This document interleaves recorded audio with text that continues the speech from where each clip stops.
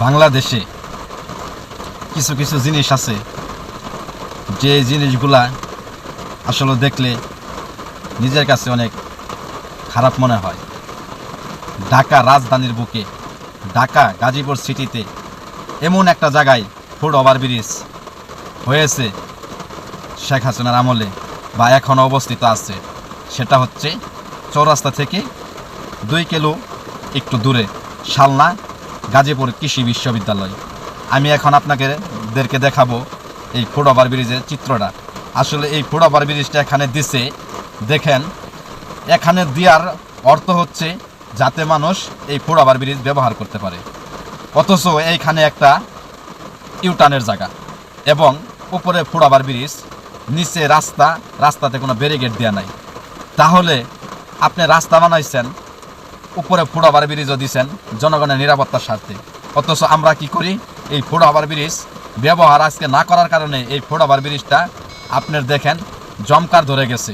মানে আমার মনে হয় আমি এনে অনেকক্ষণ যাবৎ দাঁড়িয়েছিলাম যে আসলে লোক যায় নাকি। আমি শত চেষ্টা করেও একটা লোককে আমি এই ফুট ওভারব্রিজ দিয়ে যেতে দেখি নাই এবং ব্যবহার করতে দেখি না। আমার মনে হয় এটা 1 মাসও মনে একটা কোথাও ব্যবহার করে না। তো দুর্ঘটনা হবে না কেন?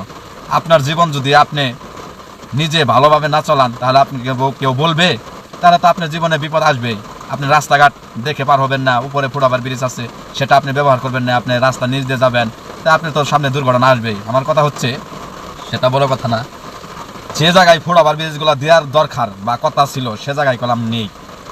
এই পুরাপুরি গাজীপুর সিটিতে পুরাটাই এরকম, আপনি জসিমদ্দি থেকে ধরে এবং ময়মনসিংহ পর্যন্ত যতগুলা ফুট ওভারব্রিজ আছে, ঢাকারগুলা বাতি দিয়ে দিলাম, একটা ফুট ওভারব্রিজও আমরা সাধারণ জনগণ ব্যবহার করি না।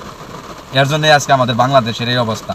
এই ঢাকার বুকে, এই যে গাজীপুর সিটিতে চৌরাস্তা থেকে অল্প একটু দূরে এই ফুট ওভারব্রিজটা মানুষে না ব্যবহার করতে করতে আজকে এই ব্রিজ একটা বৃদ্ধ পুরুষের মতো হয়ে গেছে, জমকার লেগে গেছে এই ফুট ওভারব্রিজটা। আশা করি এই কাজগুলো এর পরবর্তীতে যে করবেন, অবশ্যই তারা দেশের জনগণের স্বার্থে যে জায়গায় লোক পারাপার হয় সেই জায়গায় ফুট ওভারব্রিজগুলো দেওয়ার চেষ্টা করবেন। আশা করি আপনারা সবাই বুঝতে পারছেন। এ পর্যন্তই, আবার আপনাদের মাঝে হাজির হব নতুন কোনো ভিডিও নিয়ে।